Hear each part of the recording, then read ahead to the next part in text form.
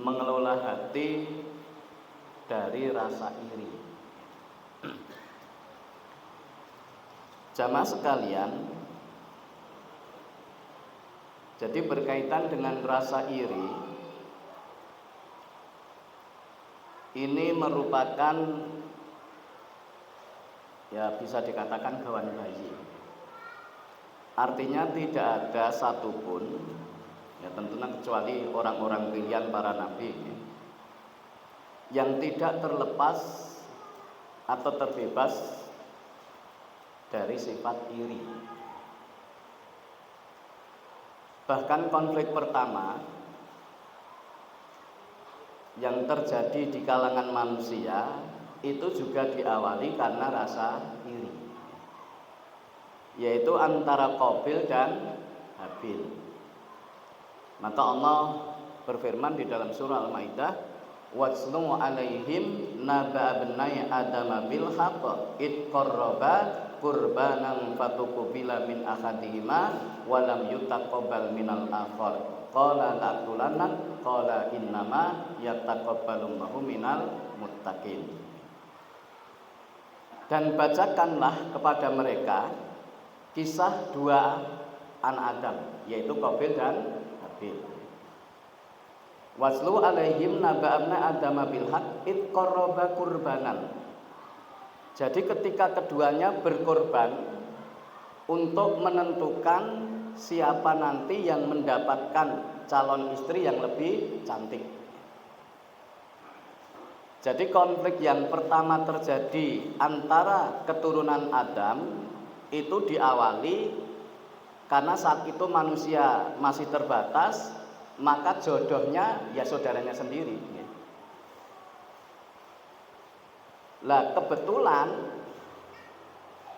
yang jatahnya Habil itu lebih cantik. Jatahnya Qabil nggih mboten jelek, Pak. Kecantikannya di bawah mboten jelek. Ya di bawah kecantikannya calonnya Habil. Kok jenengan itu kalau sudah cantik lu siji jelek? Ya enggak juga ya. Ya yang satu nilai 8, satu 7 lah gitu ya. Sehingga apa? Qabil enggak terima. Akhirnya Allah ya sudah enggak apa-apa. Solusinya ditentukan siapa nanti yang korbannya diterima oleh Allah, maka apa? Dia yang menjadi atau istrinya yang cantik. Maka keduanya berkorban. Lah yang Habil ini diterima oleh Allah karena apa? Ya semuanya yang terbaik. Hasil pertanian terbaik, binatang ternak terbaik. Sedangkan Qabil itu ala kadarnya. Pari ya sing rada gabuk gitu ya. Binatang ternak ya rada kuru dan seterusnya. Akhirnya yang diterima yaitu siapa? Habil. Lah Qabil enggak keterima. Maka dia mengatakan la'aktulanak, seakan bunuh kamu. Maka Habil mengatakan innama yataqabbalullahu minal muttaqin. Allah hanya menerima dari orang-orang yang bertakwa. Jadi konflik yang pertama terjadi di antara keturunan Adam itu juga diawali dengan rasa iri. Nah sekarang pertanyaannya, hasad atau iri itu apa? Ngeten men, coba saya survei ya. Yang hadir ini pernah iri enggak?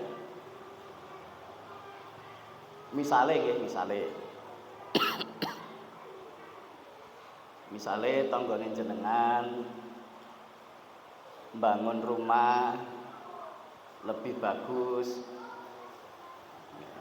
Niku iri mboten? Pengen mboten lah, bahasanya pengen dulu, pengen mboten? Oh pengen. Yang iri kita kok ya rada. Ya nanti kita jelaskan nanti ya. Misalnya sebelah rumah beli mobil Pajero, jenengan pengen mboten? Pengen. Maka ya sifat iri atau keinginan ini menimpa semua manusia.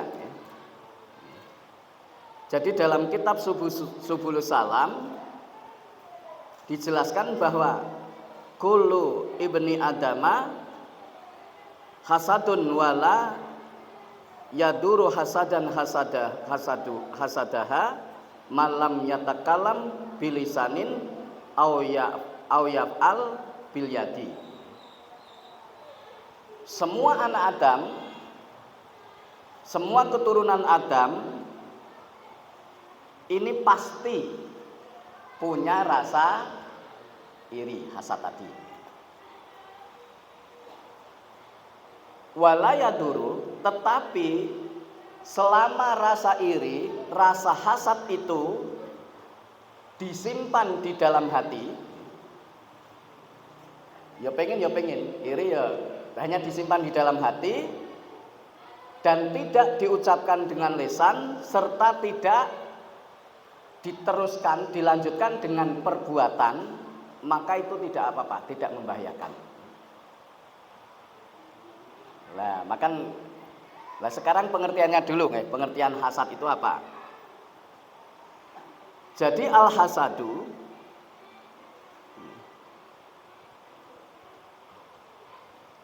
Al-hasadu huwa tamanna zawalan nikmati an sahibiha. Ini hasad yang levelnya sudah tinggi. Yaitu apa? Hasad adalah menginginkan hilangnya nikmat dari seseorang. Jadi ini sudah tinggi ya. Karena apa? Dia berusaha ketika seseorang mendapat nikmat itu hilang. Meskipun hilangnya nikmat tidak harus kepada dirinya, karena nanti pembagiannya bertingkat-tingkat ya. Contoh ini pernah kita kisahkan. Tapi ini udah mungkin 10 tahun yang lalu. Jadi di Gemolong itu ada kejadian dulu ya. Seorang anak ya SMP lah, seusia SMP atau SMA minta dibelikan vario sama ibunya. Bu, tumbaske vario. Lah ibu yang jawab nih, duitnya belum cukup nduk. Kan gak ada sapi bu, mbok didolke setunggal. Oh ya wis, insyaallah besok di uang yang sudah ada nanti ditambahi jualan sapi.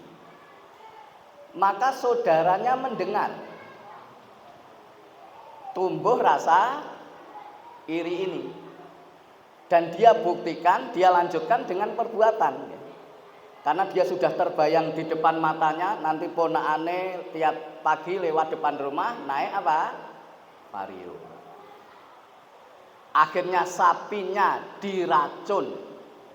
Jadi sapi yang mau dijual diracun. Ndelalah pas ngeracun konangan. Racunnya jek turah sithik. Terus ya melu ngombe gitu ya. Jadi ngeracun sapi nih saudara, konangan dia minum, karena sithik ya akhirnya masih terselamatkan, dibawa ke rumah sakit, selamat. Sapinya enggak selamat.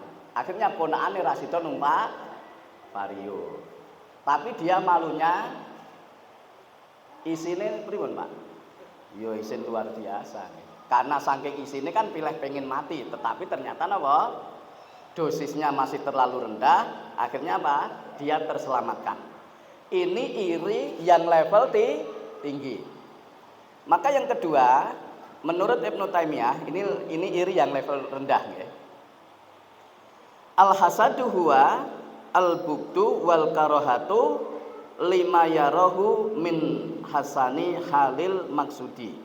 Jadi kalau yang kedua ini baru tahap benci dan tidak suka ketika orang lain mendapatkan kenikmatan. Tapi ini napa? Di dalam hati nggih, belum diwujudkan dalam bentuk perbuatan seperti yang pertama. Tapi dampaknya nanti bisa, kalau iri disimpan, benci, tidak suka orang lain mendapatkan nikmat, itu dampaknya ke psikis. Psikis berdampak, terus nurun ke fisik. Contoh ya, Yo enggak diwujudkan dengan perbuatan. Misalnya tonggone tumbas napa nggih? Kulkas, lemari es. Dheweke sing pilek, Pak. Jadi sedulure beli lemari es, dia sing napa? Pilek. Saudaranya pasang AC, dheweke sing masuk angin. Saudaranya beli sepeda motor, dia sing gebres-gebres. Artinya apa? Kebencian, rasa tidak suka itu tidak diekspos keluar, tetapi disimpan di dalam hati. Ya ini tidak masalah. Cuman apa? Bagi saudaranya tidak bermasalah, tapi bagi dirinya itu berdampak secara psikis dan nanti berdampak secara fisik. Jadi banyak kejadian, karena tadi ngeten nggih. Kan semua anak Adam itu pasti apa? Punya rasa hasad. Maka bagaimana tinggal kita nanti mengelola rasa hasad ini sehingga kita apa? Tidak berdampak secara fisik, kemudian tidak bertentangan dengan syariat. Jadi kita contohkan dulu nggih, sebelum nanti solusinya. Contoh nggih. Sering ada orang yang sakit berkepanjangan. Jadi sakit, panas, pokoknya tidak nyaman lah, nggak nyaman.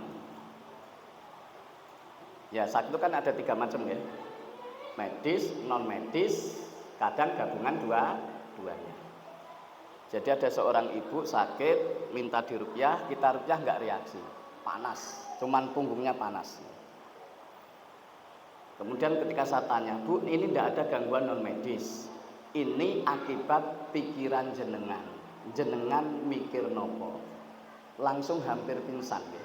Jadi kan di kursi panjang hampir pingsan, nangis.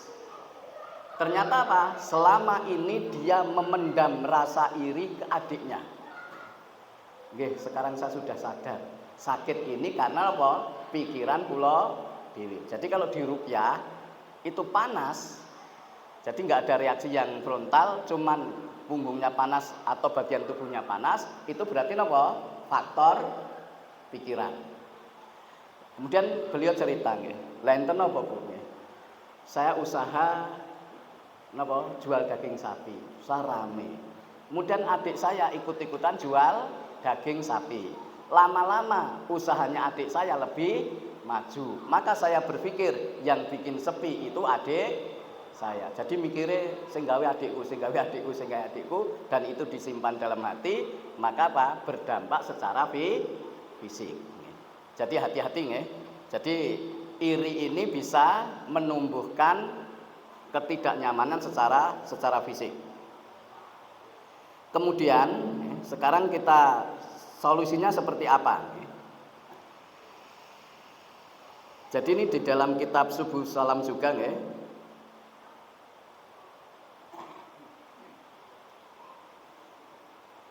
Salasun layaslamu minhuna. Jadi 3 hal. Ini hadis marfu nih sampai kepada Rasulullah SAW. 3 orang yang pasti tidak akan terbebas dari 3 hal ini. Yang pertama,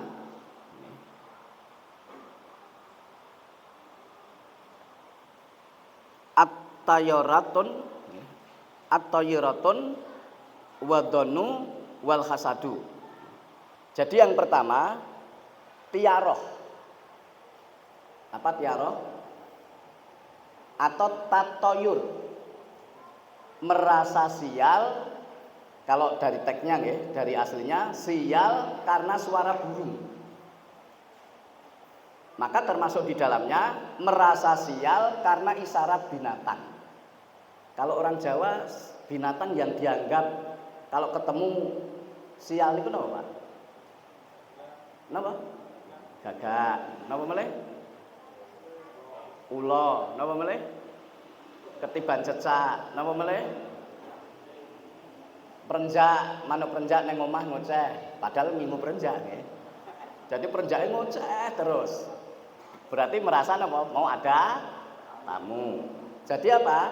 isyarat-isyarat burung atau binatang itu dijadikan apa? Sebagai acuan untuk melakukan perbuatan. Maka nanti ada solusinya nggih. Yang pertama apa? Tatoyur. Yang kedua, berprasangka buruk. Yang ketiga, hasad. Maka dijelaskan, ketika kamu merasa sial atau tatoyur atau tiaroh tadi, misalnya nggih, kita jalan ke Petuk Ulo. Lho niki yen sing masih berpegang dengan mitos balik tenang nggih, balik rasida lunga. Ini isyarat enggak baik. Maka Rasulullah SAW beliau memberikan solusi, ketika ada seperti itu, latarji, jangan kembali, lanjut, tawakal, bismillah. Jadi misalnya mau pergi ketiban cecak, kan ada perasaan apa? Sial. Jangan menghentikan aktivitas, jangan membatalkan aktivitas, langsung bismillah. Atau misalnya, jadi maaf ya, kalau masalah ular niku jadi alasan. Lah kula sering nggih mboten terima ketemu ulo, malah napa? Melindes barang gitu ya. Dan besar, Pak. Jadi karena tidak sempat menghindar nggih, ya cukup besar.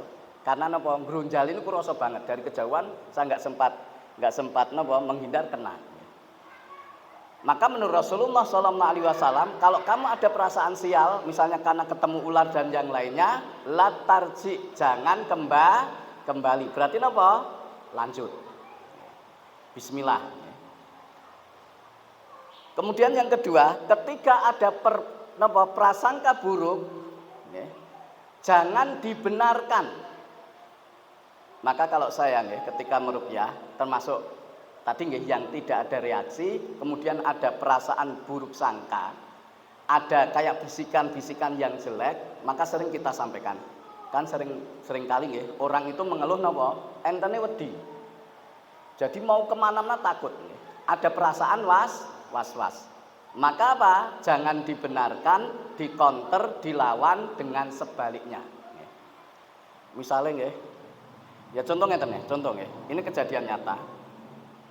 Ya kalau saya peruqyah kan memang ada kadang serangan balik. Bulan ini saya dua kali nggih. Yang pertama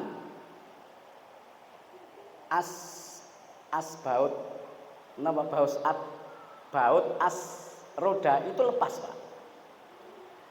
Tapi saya nggak tahu, habis kajian dari tempatnya Mas Ridwan malam, saya pulang bianter, itu kayak oling gitu ya, jlik. Saya kira gembos. Akhirnya saya berhenti karena rantai itu lepas, saya pijet rodanya banyak, ternyata nggak gembos. Rantai saya benahi, saya tumpai lagi dari Geban deket Pak Adnan itu, sekian meter lepas lagi. Ya saya benahi lagi, saya naiki lepas lagi sampai lampu merah nguwer. Saya mikir kalau mau nyebrang nanti mandek neng tengah dalan ya piye. Saya akhirnya ke arah Masaran, ada tukang tambal ban itu malam masih buka. Mas minta tolong ngencengke rantai. Ternyata napa? Baute wis lepas. Loh, baute sudah lepas, Mas. Alhamdulillah jenengan mboten tiba. Pomo ngerti ya ora mungkin ditumpai. Kemudian baru saja setelah baut as lepas, baru beberapa hari kemarin ganti baut sekoknya yang lepas. Saya ambil dari Solo, kok tumpakannya rapati penak, bismillah. Akhirnya apa? Pagi mau saya cuci, ternyata baut sekoknya sudah nggak ada. Coba kalau niki jenengan kinten-kinten cek isih wani numpak pite mboten?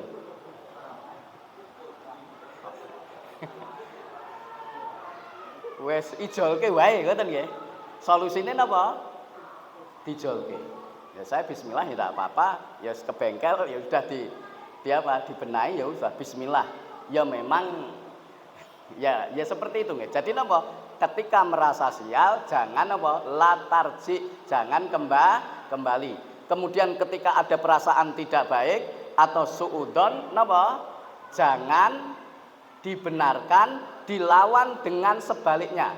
Kalau misalnya ada pikiran ya, nanti jatuh dilawan, tidak. Nanti sakit, dilawan, tidak sakit. Nanti tidak bisa tidur. Lah biasanya kalau ngeten, orang yang was-was itu ketika mau tidur susah karena apa? Sudah terpola. Nanti kalau mau tidur nggak bisa tidur. Ya sudah, mau mapan turu nanti nggak bisa turu, mau mapan turu gitu lagi. Maka dilawan apa? Bisa tidur. Bismillah. Lah ini tidak usah diucapkan, tapi apa? Dalam hati. Kemudian yang ketiga, hasad. Maka jika hasad, idza hasata fala tabghi. Jika ada perasaan hasad, tadi di sebelumnya kan selama hasad itu tidak diucapkan dan tidak diwujudkan dengan perbuatan, itu tidak membahayakan.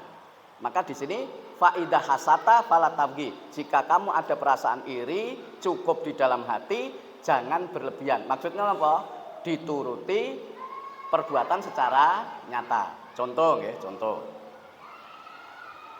Misalnya nggih, jenengan lebih kaya. Materi lebih kaya, tonggone jenengan ya rapati sugih, mungkin status sosialnya lebih rendah, ning bojone luwih ayu. Akhirnya apa, Pak? Iri. Kalau sekedar iri di dalam hati ndak apa-apa. Wah, bojone luwih ayu, ndak apa-apa, pengen. Tapi kalau sudah dibuktikan, maka la tabghi, fala tabghi, jangan melampaui batas. Maksudnya apa? Setelah ada rasa iri di dalam hati, jangan sampai diwujudkan. Misalnya apa? Piye carane terus golek dukun supaya napa? Cerai. Terus nanti setelah cerai, bojone di napa, Pak? Nah, dipek. Itu berarti napa? Hasad yang diwujudkan dengan perbuatan nyata. Nah, sekarang tingkatan-tingkatannya. Jadi tingkatan-tingkatan hasad.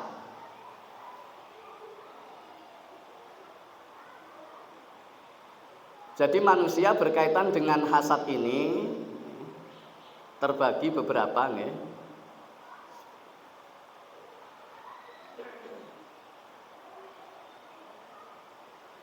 Yang pertama, tingkatan pertama adalah hasad sehingga seseorang berusaha menghilangkan nikmat yang ada pada orang lain dan berbuat melampaui batas dengan perkataan atau perbuatan. Nah, ini hasad yang tercela, dosa. Kemudian yang kedua, hasad namun ia tidak menjalankan konsekuensi dari hasad tersebut, di mana ia tidak bersikap melampaui batas dengan ucapan dan perbuatan. Maka Hasan Al-Basri beliau mengatakan bahwa ini tidak berdosa. Jadi yang kedua ini tadi masih di dalam hati, tidak napa ya ora diomongke, ora diwujudkan dengan perbuatan. Ini tidak berdosa. Kemudian yang ketiga, hasad dan tidak menginginkan nikmat orang lain hilang, bahkan ia berusaha agar memperoleh kemuliaan semisal orang tersebut. Ia berharap bisa sama dengan yang punya nikmat tersebut, maka hal ini dibagi menjadi dua. Jadi misalnya, tetanggane punya Pajero, saya juga bekerja keras beli Pajero. Jadi di Tamang niku enten Pak, satu kampung niku memang bersaing betul ya. Jadi antar tetangga niku lirik-lirikan. Tuku Pajero, bulan berikutnya tuku Pajero. Bangun pager, bulan berikutnya bangun pager. Nah ini tidak masalah, maka dibagi menjadi dua. Okay? Dibagi menjadi dua urusan, yaitu dalam urusan dunia dan urusan agama.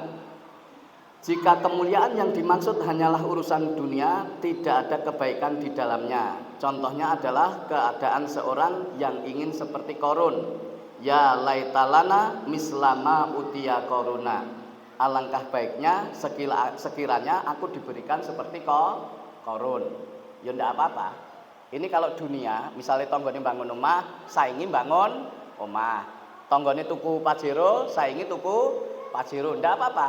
Tapi kalau irinya terus perkataan, alah paling duwite sing napa Pak? Yang utang masih tidak apa-apa, kredit nggak masalah, paling duitnya korupsi dan sebagainya. Nah itu menjadi apa? Fitnah. Jika kemuliaan yang dimaksud adalah urusan dunia, tadi tidak bermasalah. Jika kemuliaan yang dimaksud dalam urusan agama, inilah yang baik dan disebut dengan ghibthah. Jadi la hasada ila alas nata ini. Seseorang tidak boleh iri, tidak boleh hasad kecuali dua hal. Yang pertama, orang yang diberi harta, kemudian harta itu digunakan di jalan Allah untuk infak, sedekah dan sebagainya. Kita boleh iri. Contoh, dan ini biasa dilakukan oleh Rasulullah. Jadi ketika Rasulullah SAW membutuhkan dana, biasanya Rasulullah ada penggalangan. Kalau sekarang modelnya ngisi apa Pak? Ngisi list, ngelis. Kalau saat itu enggak, sahabat dikumpulkan. Dan sahabat Umar itu iri kepada sahabat Abu Bakar. Maka di kesempatan itu beliau bertekad, saya ingin kalahkan. Pokoknya hari ini saya akan kalahkan sahabat Abu Bakar. Karena sebelumnya selalu kalah. Dan Rasulullah itu ya karena dibimbing wahyu ya tahu, sing ditekoki sinten? Umar dulu.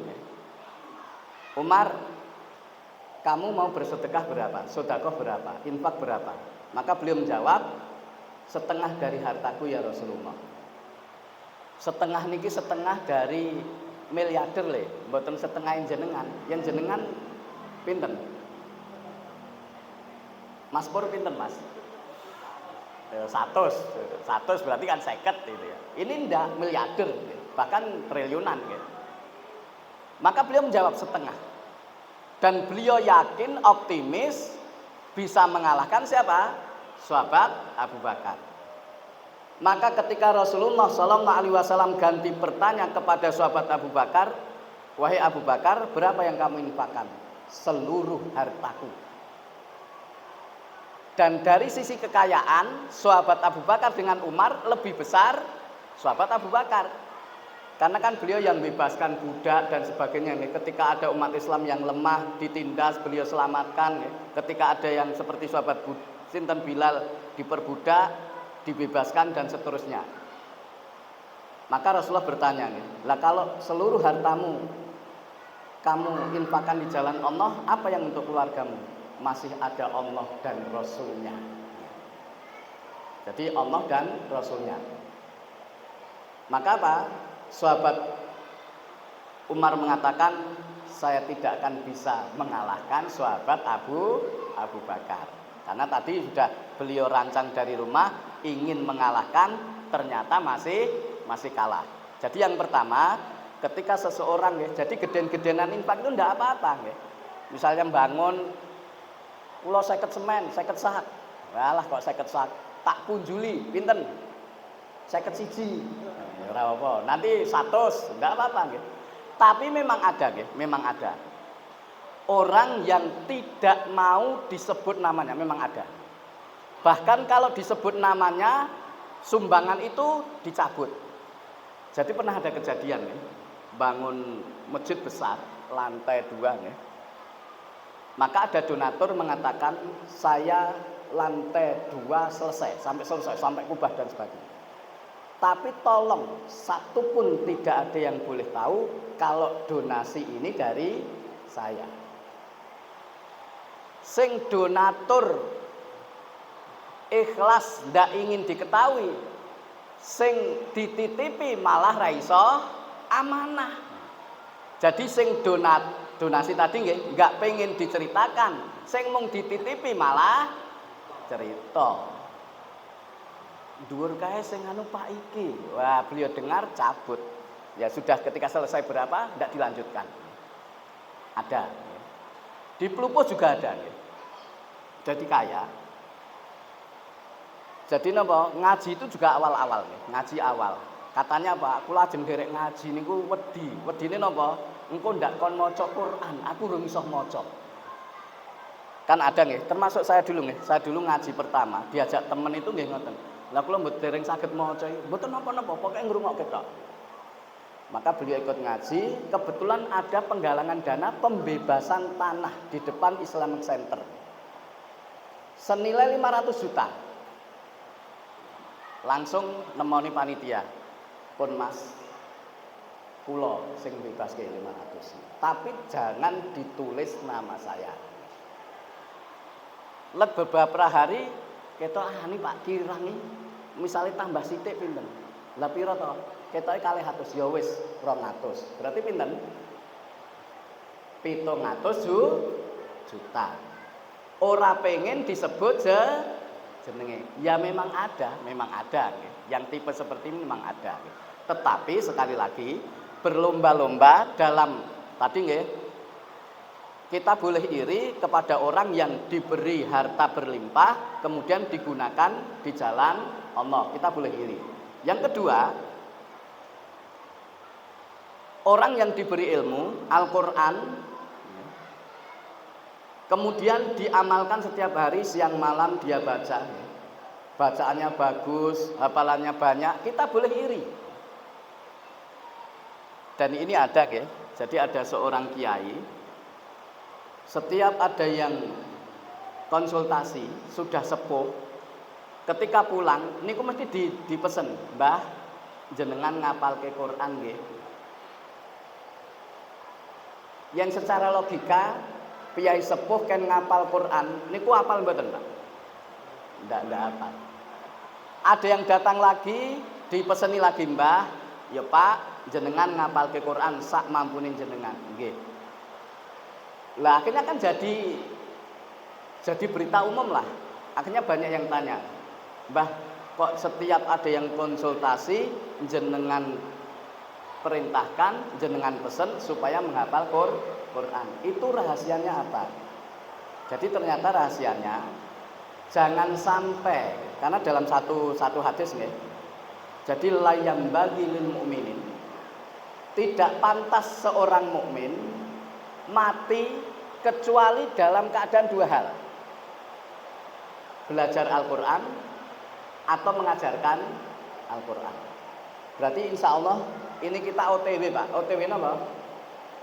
OTW surga. Kan di sini ada yang belajar, ada yang mengajar. Maka maksud beliau, biar orang-orang tua itu hatinya sudah terpaut dengan Al-Qur'an, terpaut dengan akhirat, meskipun tidak mungkin hafal, tetapi di dalam hatinya sudah terpaut dengan Al-Qur'an. Sehingga ketika nanti di akhirat, misalnya kan ada dapat 1 juz meninggal, baru beberapa surah juz sama meninggal, ada yang sampai 3 juz meninggal. Nanti di akhirat itu lebih keren, karena apa?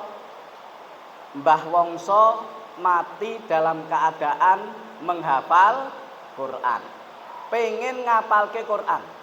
Daripada satunya Mbah Sinten mati pengen bangun omah urung dadi. Keren mana, Pak?